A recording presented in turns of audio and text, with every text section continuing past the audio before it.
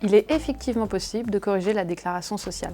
En effet, l'article R613-1-1 du Code de la Sécurité sociale rappelle que les travailleurs indépendants sont tenus de déclarer dans la 2042 CPRO les données nécessaires au calcul des cotisations et contributions sociales.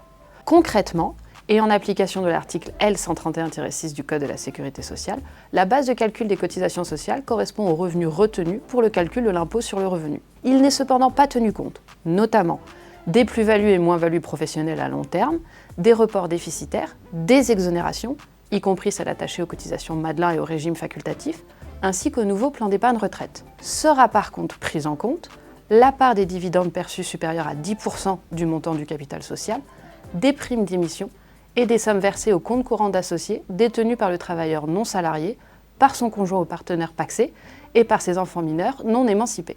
Quant à la base de calcul des contributions sociales, il convient d'appliquer l'article L136-3 du Code de la Sécurité sociale.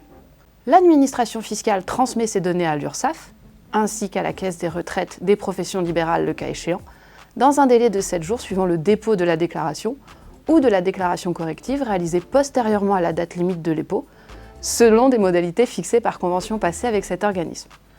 L'URSSAF indique qu'au cours de la période déclarative, il reste possible, en cas de besoin, de réaliser une ou plusieurs déclarations correctives sur le site impôts.gouv.fr.